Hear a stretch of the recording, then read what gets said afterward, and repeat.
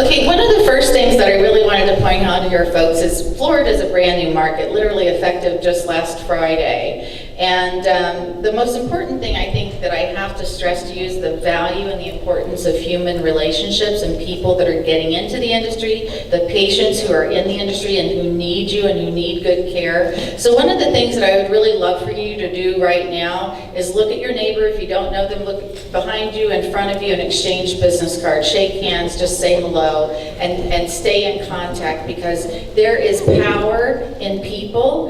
And Margaret Mead, I think, said it best, is never underestimate the power of a few good people, because in fact, or never doubt the success of a few good people to change the world, because indeed, it's the only thing that ever has.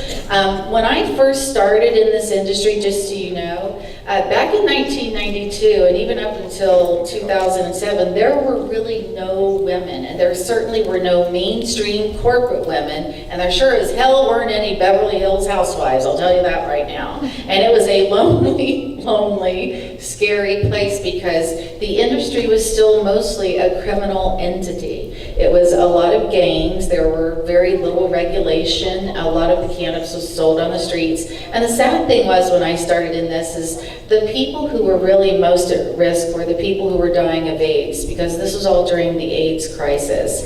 And we really have to give credit to the LGBTQ community, because without the love shared by the LGBTQ community and their resources for sticking together and loving one another as a community, it's because of that love, really, that we have medical marijuana. Because Prop 215 in California that ended up passing in 1996, the attention of Dennis Perone and a lot of the other AIDS activists, they were able to rally and get George Soros, Peter Lewis, and John Sperling to donate the millions of dollars that got Prop 215 on the ballot and made California the very first legal state in the country. So I equate the cannabis industry very much to the LGBTQ community in that it's vitally important to live your true and authentic self and accepting who you are, what you are. And I'll tell you something, I am a proud cannabis consumer.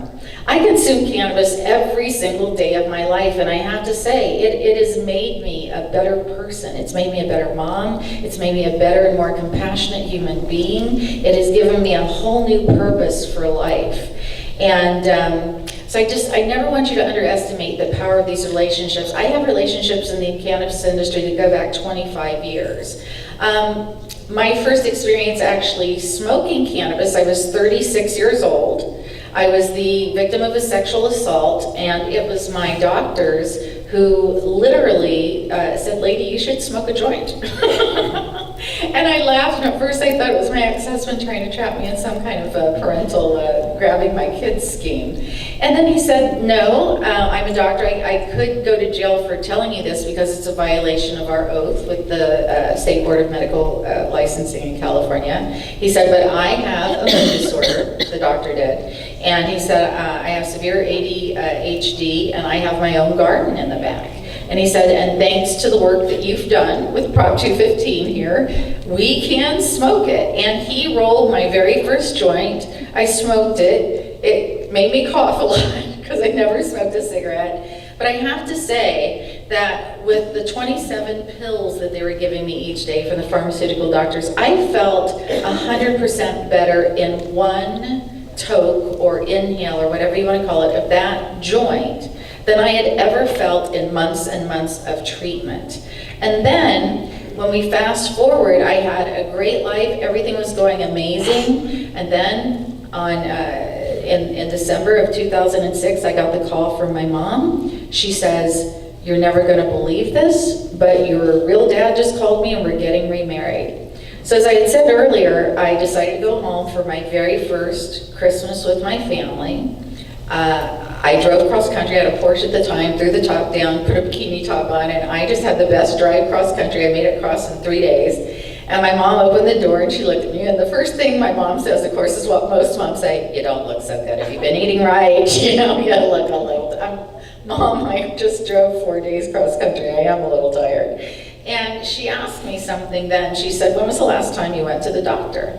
Because your Uncle Ned, my favorite uncle, had been diagnosed and died of pancreatic cancer. in less than 3 weeks. And I was like, Mom, I'm okay, don't worry about it. But I promised my mom to go to the doctor, and in fact, in the doctor's office, and the first one I went to, of course, is the OBGYN, because God knows we women love putting our legs up in those stirrups, don't we? And so as he was poking around and everything, and then he got the ultrasound out, and he was like,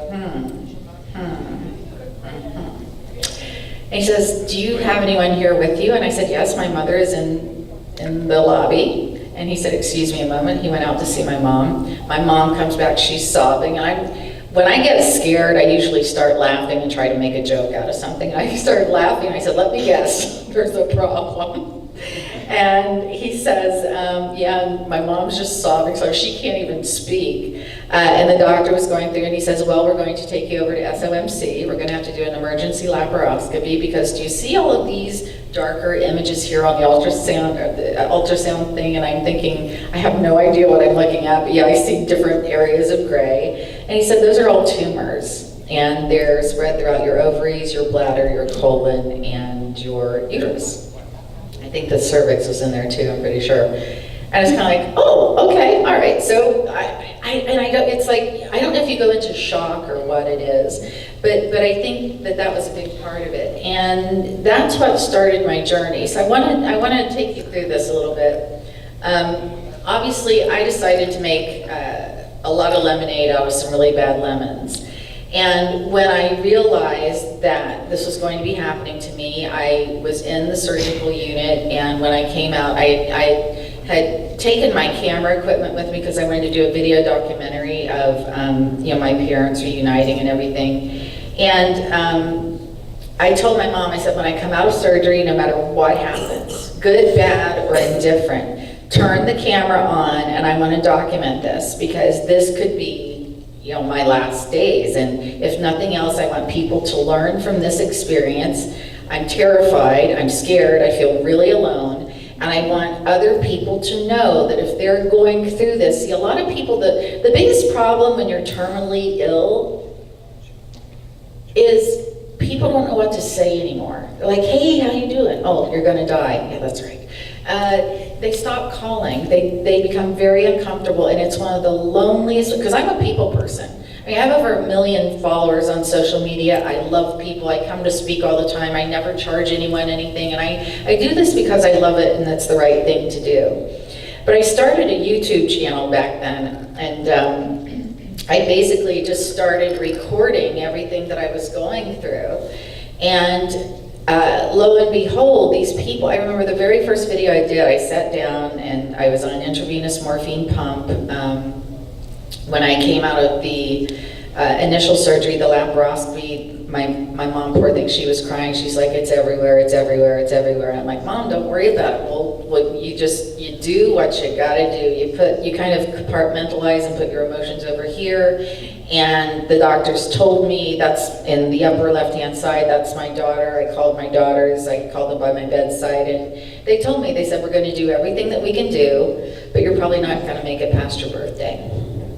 And so I started, I'm a businesswoman, right? And I have 2 daughters that I love, and I didn't want my kids to have to go through that. I didn't want them to go through all of that trouble of watching me die, and because it gets real ugly at the end. It's not pretty, and I don't want them to have to deal with that, and I didn't want them to have to deal with all the other things that come through, liquidating the assets and everything. So immediately, Amy, my beautiful daughter there, came to me in the hospital, and I was completely bedridden. I was on an intravenous morphine pump, and every 4 hours I would knock myself out. And then I had another 30 chemicals and pharmaceuticals that were being pumped through the IV, and they were just like in growing cannabis, how you keep it in a vegetative state so it doesn't go to flower. I was in a vegetative state for quite some time.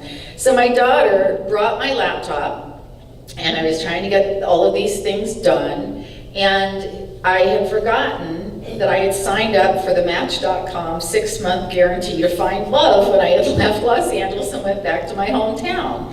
And lo and behold, in my saddest of sorrows, I'm looking through and I'm getting all this email. Meanwhile, I'm looking in the mirror, my hair is almost completely fallen out. I'm bloated up from all of these things, and I'm thinking, I am not feeling pretty right now. But on all this Match.com email. It's like, oh my God, you're so beautiful, and oh my God, I would marry you tomorrow. And I'm like, I just wanted to read my email. It made me feel better. And lo and behold, as I'm going through, I run across a guy that looks really familiar, and I'm thinking, hey, that looks like one of the Rhodes boys I went to high school with. So I wrote to him, or he wrote to me first, says, oh, you're beautiful, blah, blah, blah. And I wrote back and I said, hey, have you ever heard of a little town called London, Ohio? Because you look a lot like the Rhodes boys. And he says, I am one of the Rhodes boys. I'm like, oh my God, weren't you the guy that smoked pot in high school? And he goes, yeah. He said, oh, I'd love to see you. He said, I always had a crush on you. I would marry you tomorrow. And I'm thinking, oh, he wants to come and see me. Not looking good, you know? And when he kept saying, oh my gosh, I had this crush. And so for 4 days we spoke. And he kept saying, I would marry you tomorrow, I would marry you tomorrow. And then finally, like on the 4th day, I said, you know, Fred, I have loved all of these conversations. You have no idea how it has made me feel alive again to have a boy have a crush on me. But I have to be honest with you. And he goes, what, you're married? And I'm like, no, I'm dying. And so I'm not exactly a good candidate for a long-term relationship. He says, well, I've heard about every excuse there is, but that's pretty much a good one. And I said, well, you know, I'm trying to make light of it. I said, but yeah. And he says, well, where are you? And I said, I'm up at the James Cancer Clinic. And he says, well, I'll come and see you. I'm like, okay, but I just have to tell you, I don't look like those pictures anymore. So I just don't want you to be shocked. I don't want you to be angry. And I did look like those about 5 months ago, but my whole world has changed. So we walked in, and where we grew up, there was a little, I don't know if you have it here, it was a paper called the Penny Saver, and they had a lot of coupons. Well, in high school, I was known as the coupon queen, and I was on my first TV show back then on a show called PM Magazine. And of course, staying true to my nature, I was literally going through different coupons, and I was looking for a discount on my cremation, because remember, I'm scheduling and doing all my memorial and everything. So Fred walks in, and he's coming, and he's like, oh, hey, wow, yeah. And he says, let me grab that laptop over there, I'm gonna give you a hug. So he goes to get the laptop, and the coupon for the cremation is on top of the laptop. He almost dropped it. He goes, oh my God, you really are dying. I'm like, yeah, Fred, I'm really dying. So we started talking, and after I think he got over the initial shock of it all, he said, you know, Jeannie, my sister, is growing medical cannabis in California, and she's growing 2 CBD strains, and they're saying that it can cure some cancers. So if you want, she can smuggle some in for, you know, next month she was coming in for her mom's birthday or something. And he did, and so literally, I made a deal with him. He said, instead of going into hospice care, because they basically, you know, the Western doctors say we've done everything that we can do, and it's time to say your goodbyes, and we're going to move you over to hospice care, and you know where you go from there, you know, the happy place. And so Fred said to me, he said, you know what, instead of going into hospice care, why don't you come out on the farm? I mean, we grew up on the farm, you know, you were like neighbors, you know, and he says, you can just stay with me, and we'll get you the marijuana, and what's the worst that can happen? You'll go out with a huge smile on your face. I'm like, you know what? That actually sounds like a really good idea. So I signed out against AMA, against medical advice, and then literally within 60 days, if you'll see the picture to the right, that's my daughter who stayed with me on the farm. And within 60 days, I was off of the intravenous morphine pump, off of all 27 pharmaceuticals. I was walking again, not well, but I was walking. I had to use a wheelchair sometimes too. And the picture on the right was when Dr. Raphael Meshulam heard about my story online because I was documenting it all, and he requested for me to come personally to Israel to meet him. And so I literally, that's me and my daughter. She had to push me around Israel on the thing, and that's Dr. Raphael Meshulam. And I was so proud to say that I was so excited about meeting him that I was actually able to stand for the whole time, which had been enormous. I mean, when you've been in a state where you literally can't even lift an arm, it was a miracle. So one of the great things about meeting Dr. Meshulam is I was getting a lot of heat as a patient. You know, and this is when people like get snake oil, it doesn't work, and that's when his people, along with Tikkun Olam in Israel, said, hey, you're not lying. We know you're telling the truth. We can do clinical trials over here. We can help you. And they sent for me. And I learned so much from Dr. Meshulam, and I'm still proud to say that I still work to him to this day. He's an amazing man. I think of him as he's just the cutest little guy. He's like the grandpapa you always wanted, right? And he saved my life. In the next picture you'll see, within 6 months, I was literally back to work at the top of my game, and my daughter and I started a tremendous business. So I took a look at all this, and I was trying to decide, okay, I learned a lot. Number one, we've been lied to. Cannabis treats more illnesses than almost any other pharmaceuticals combined. And I realized that it had been legal for thousands of years. So as a branding person, as a marketing person with celebrity and media relations, I started looking at this, and I'm like, okay, this is prohibition. And so I started looking out, prohibition ended, and there was a woman by the name of Pauline Sabin, who was one of the heirs to the Morton Salt fortune. She was a woman of high society. And she also had a few celebrity friends and some friends and ladies who do lunch, you know, the rich ladies. And she had some media contacts. So when you look her up in history, Pauline Sabin, you'll see that she is the woman with her small group of female friends that overturned alcohol prohibition. So I started thinking about it. I'm like, okay, what does she have that I don't? Member of high society? I live in Beverly Hills. I'm a member of high society. I've got tons of rich friends. I've got tons of poor friends too, because I'm still friends with most people in my hometown. But I'm like, I've got that. Okay, media contacts, check. Been working in media since I was 17 years old. Celebrity friends, I've worked with practically every celebrity in town. And I thought, I'm gonna do this. And so for me, I really looked at it very simply. And I thought, you know what, this is simply a rebranding campaign. That's all it was. Beautiful little plant, does a lot of great things. It can heal our illnesses, and it can totally heal our economies around the world. And I thought, why don't we just start a rebranding campaign, just like you would any other product? And that's exactly what I did. So I believe a lot in personal branding. A lot of people, it's so funny, I hear like my haters, they're like, oh my God, she's just everywhere. I'm like, yeah, I am. I mean, I'm very good at what I do. I have millions of followers, and love me or hate me, you can't deny that I'm doing good work out there, so I don't really care. Katie Couric was a woman that I had worked with on the Today Show back in the 90s. I had done all of these segments with Optical with her, and so she heard about my story, and she's like, oh my God, Cheryl, I have to have you on the show. Dr. Sanjay Gupta is going to be on the show. We basically want to come to your rescue and support you. And it was the very first time in history that a medical marijuana patient, and certainly a mainstream patient, was featured on television. Most of the marijuana stories, as you guys probably know, are literally about, you know, bales of hay, or bales of marijuana, I'm sorry, floating up on the beaches, or a house blowing up and kids getting killed because of butane extractions and so forth and so on.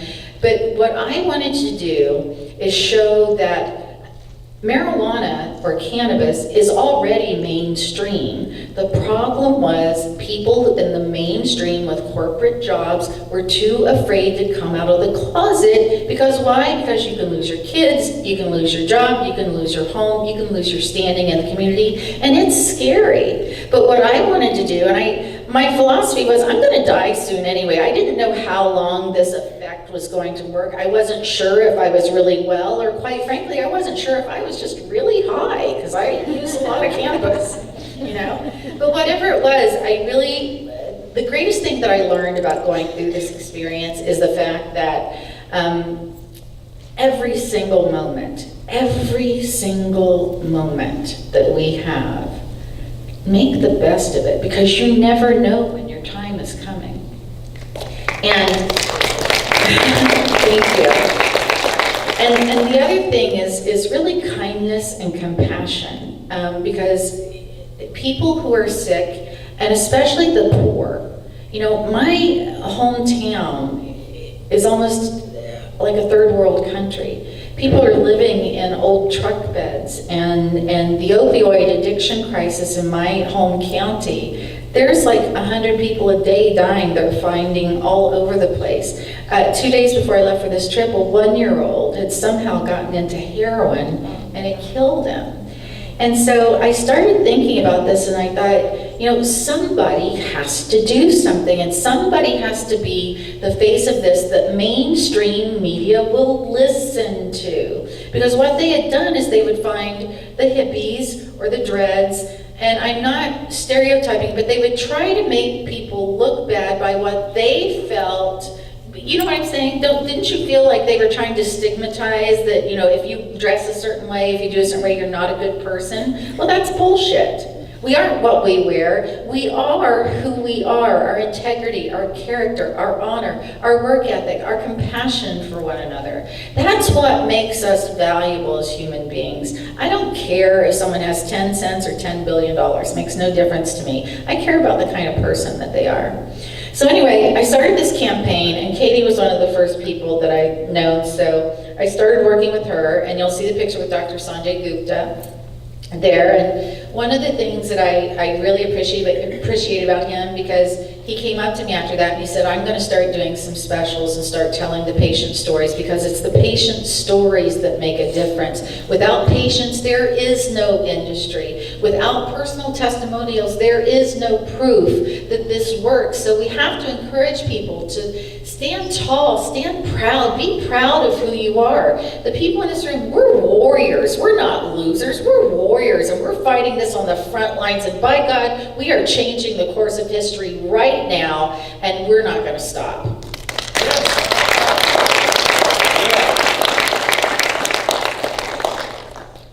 I want to show you, I'm going to show you, it's like a little photo show of my journey. I've got 18 minutes left, so if you guys get tired of hearing me, just tell me. So I'm very proud of this. This was a meeting that I had at the United Nations when we started working with different countries like Uruguay and Germany and so forth and so on. And I have to tell you, I had never been to the United Nations before, but it was really an incredible thing.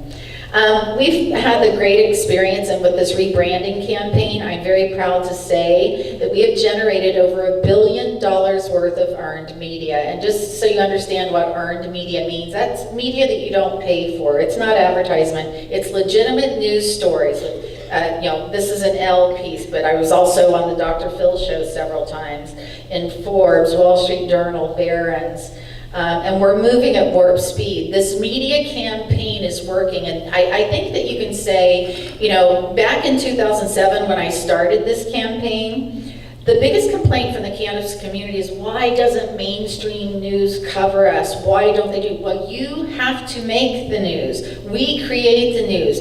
Give a producer or a reporter a plug-and-play story that is touching and reaches out and collects the community. Your reporter, your producer will love you forever, because they're looking for that kind of content. And what's really great is they don't have a lot of budgets right now to go out and look for stories. And it's these continuous stories and testaments of who we are, what we are. And I love breaking the stereotype. I love being underestimated, A lot of people, they look at me and say, oh, what's this blonde woman from Beverly Hills now? Well, I was born and raised in Appalachia on a tobacco farm without running water or electricity. I am self-made, I've worked my ass off, and I'm damn proud of it.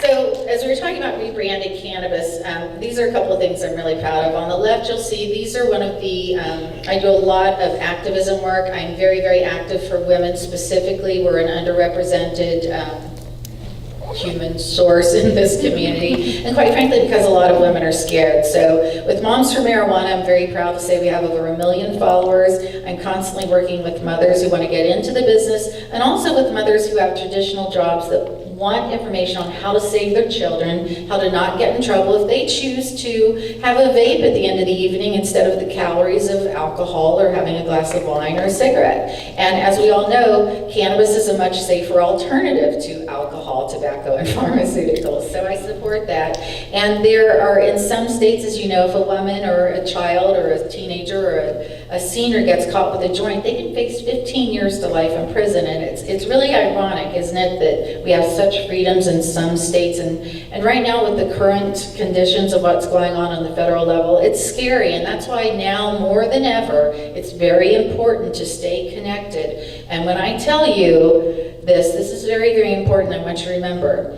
the cannabis industry will never be this small again. It is growing and rising like a rocket ship. So hold on, and you guys are the founders. You guys are the first in this market. You just got clearance, 24, 48 hours ago? So please, I urge you, shake hands, hug, kiss babies, I don't care, exchange business cards, get social media contact. Also, when you have the thing on the slide, it'll be at the end too. Oh, really? Darling, I have a message for you. I like that. I'm going to have to get that on my iPhone. To the right, this is the very first time, it's Stuart Varney on Fox News. How many of you guys like Fox News? Okay, well, I'm not a huge fan, but it was the first time that Fox News had invited me on the show. And when you're doing a remote location, it's funny because you're actually in a little room and they're talking to you and you can't see any of them. You're looking at a black camera. You can kind of sort of see your image in it, but basically you've got your IFB in and it's like, and you know they're going to come to you any minute and you want to make sure, instead of picking your nose or something, you want to, yeah, I'm ready for you, I'll bring it, And so Stuart's getting ready to introduce me, and he says, ladies and gentlemen, we've got the Martha Stewart of marijuana, and I'm, yeah, and he says, and she's been all over Hollywood, and she's doing all these celebrity things, and blah, blah, blah, and there's about a 1 to 2 second delay on the feed, right? So I'm still nodding and nodding and nodding, and then he says, isn't it true that you're the one that gave yourself the name of Martha Stewart Marijuana, and you're nothing more than a glorified self-promoting businesswoman trying to take advantage of this market by inventing these names of Martha Stewart Marijuana? Meanwhile, keep in mind, I'm like...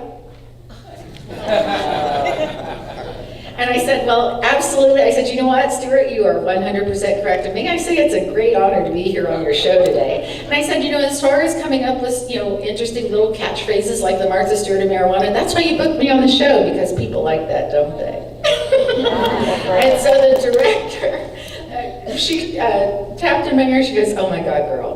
She's like, you go, girl. He wants you to come back. Will you be a regular? And he was cracking up. He was cracking up for like a full minute. So I love that story about Stuart Varney because he thinks he's such a toughie, but he's not really that tough. So anyway, then I started a campaign literally going after practically every celebrity I know. You'll see here Bill Maher, Joe Rogan, Danny Glover. Let me see, where's the next one? Melissa Etheridge. The View.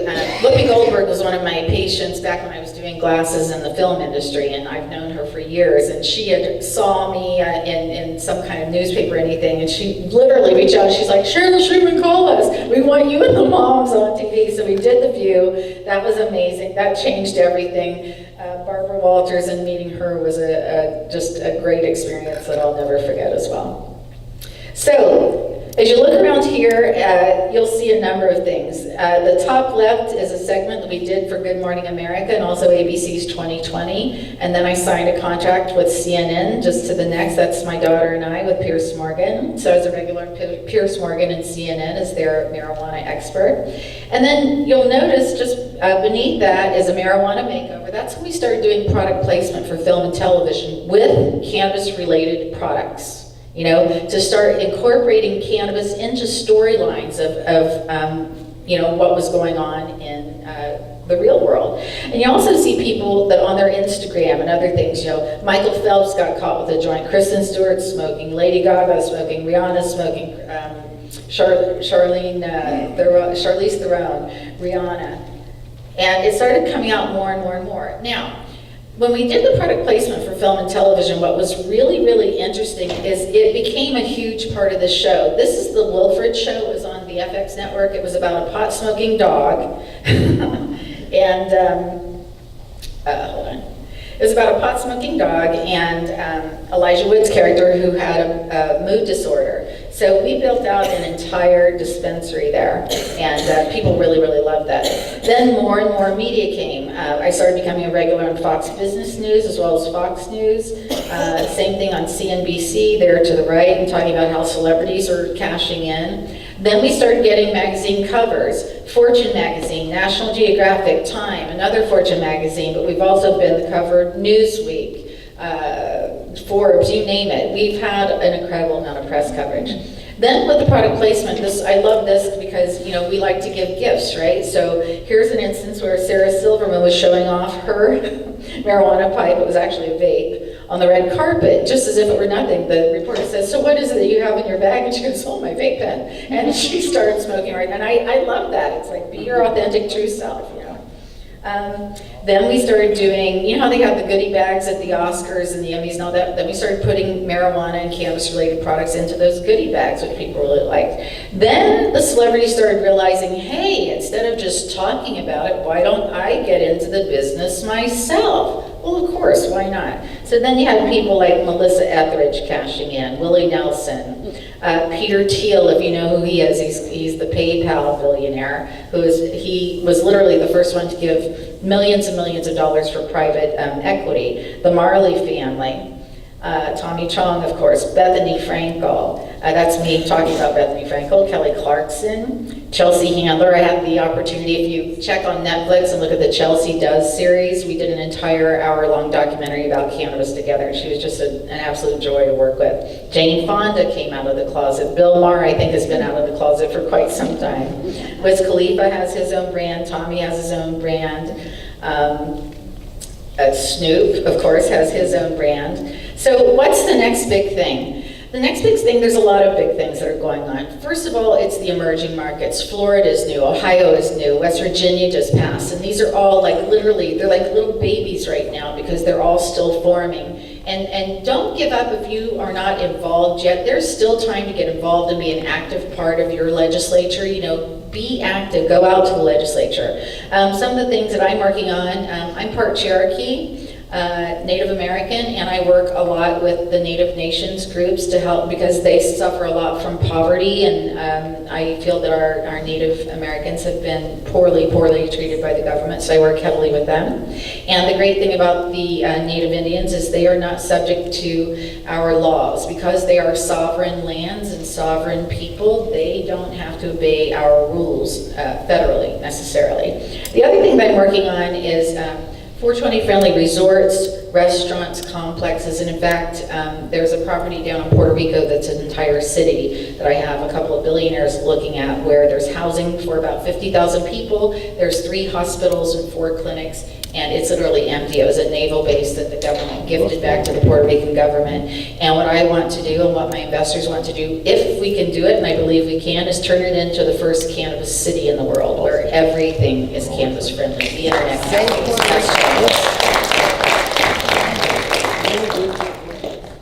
So I'll kind of close out here. This has my information. Please take it down. That's my private cell phone, I kid you not, my private email, my Instagram, Facebook, and LinkedIn. I wanted to just keep you up to date on a couple of things that have recently happened in my life. You know, I've had 10 really good years. It was 2007 when my doctor said that I wouldn't make it, and I had 10 really good years. And then this past year, unfortunately, my mom, whom I love dearly, she passed away very suddenly of a very aggressive cancer. And I was actually on speaking tour when we got the news. She had fallen and they found it, and by the time they found it, it was just too late. She only lived for 3 weeks. And I barely made it home to say goodbye to her. And that's going to be one of the things that I will regret my entire life. And again, I just urge you, if you have people that you love in your life, never let a day go by where you don't tell them how much you love them and care about them, because it's so valuable. And I would give anything to have one more day with my mom, just one. And so anyway, my father was left behind. I'm an only child, and my father is 80% blind and 80% deaf, and he's also a diabetic, and they're getting ready to amputate his legs. So he desperately wanted to stay home, so I made the decision to kind of put my career on hold, to be able to work virtually, which is great, because nowadays with technology you can do almost anything anywhere, and it's been working out. But something happened that I wasn't expecting. When I went back home to California to go get one of my cars to drive cross country, because my father lives in Ohio, a girlfriend called. She had a really bad breakup with her husband, and they were going to take the house. It was just a nightmare. And I'm the kind of person, when a friend calls me, no matter what, I'm there. I'm there. If they run over somebody and hit them, you know, and they're dead in the floor, I'm like, okay, I'll bring the shovels, the bleach, and the garbage bags. I'm kind of sort of kidding, but I'm a very loyal friend. But anyway, we were walking her 2 little dogs and going through this experience with my mom and what was happening in my personal life. She was devastated. I said, Chaylo, and I didn't shake her, but I grabbed her tight and said, Chaylo, you gotta understand, take a look around you. The air smells clean, the leaves, listen to the leaves, you know, in the wind, and really enjoy this moment. It's a beautiful day. And I said, you have to learn to not just take it a day at a time. Sometimes you're gonna have to take it an hour at a time. Sometimes you're gonna have to take it a minute at a time. Because sometimes life is just hard. And I said, the truth is, either one of us could step out in front of a semi-truck tomorrow and get killed on the spot and not know what it is. And so I grabbed one of her dogs, she had the other dog, and we were walking, and I started to cross the street, and I got hit by a hit-and-run driver that left me laying in the middle of the street and took off. So the ambulance came, I didn't have my ID on, so I was actually Jane Doe number 5 in the trauma unit for 4 days, and then because Chaylo wasn't a family member, and because I was unconscious and paralyzed, I couldn't connect with her until the 4th day. But what ended up happening, the good thing is the paralysis went away. However, they found 5 new masses in my body. So right now, I'm getting ready to face a double mastectomy and also another surgery that's going to remove 70% of my liver with a 50-50 chance of survival. And I'm scared. Sure. But meanwhile, I have gotten 2 puppies who are the love of my life. I rescued them actually from a puppy mill. And most of my time for the next several months are going to be spent right back at the James Cancer Clinic where I started. And I'm just waiting to get healthy enough. One of the cysts had ruptured and I went into septic shock and almost died in the emergency room a couple of weeks ago. But I just want to stress to you, the reason I do this is, you know, life is short and we really don't know how much time any of us have, and something can go wrong at any moment. So I just want to urge you to live your life each day to the best that you can. Be kind to one another. If you hear people talking negatively or saying bad things, you know, tell them to be grateful for what they have. Turn it around and be grateful. And, you know, when you heard in the video, I do this not for the money. I mean, I do okay, but it's not for the money. I do this because, you know what? I want my life to stand for something. And I want to leave a legacy behind. And my mom used to say, when I went through this first round, she used to say, honey, all those videos you did, people won't forget you because to live on in the hearts of others is to never die. So I hope that as we all move forward, and you feel troubled, or you feel sad, or you feel scared, I hope that you'll draw on some of the strength that I've been able to get by and live 10 years longer. And if it's only 10 years, I'm grateful for the 10 years additionally that I've lived with this plant. And I hope and pray for each and every one of you that you'll understand that leaving a legacy behind and having your life stand for something is the most valuable thing that you will ever do. And with that, I want to thank you so much for coming. And if you can say a prayer for my dad and for me, because I go to surgery right when I get back on Tuesday. And I've got 4 other surgeries I have to do. So there's 7 total. And the other issue is Ohio is not yet legal. It's technically legal on paper, but you can't get cannabis there. So again, they've got me on so many pills that I can barely keep them down. And I'm sorry for crying, but it's scary. But, okay, I'm okay now. But I just want to say thank you so much for coming. I hope that my story helps you in that it doesn't matter how beaten up you've been. I mean, when I first was diagnosed with cancer, I mean, I didn't have my looks anymore. I was $600,000 in debt. I was freaking bald, for God's sakes. I had gained over 200 pounds because my body was just so bloated with fluids. And you know what? If you just keep working at it, if you just keep your nose clean and be a good person and believe in karma and just be good to others, I truly believe that God or spirit or the universe or whatever it is that connects us, I believe that we can be healed. And you know what? I think I'm going to beat this thing, and with your prayers.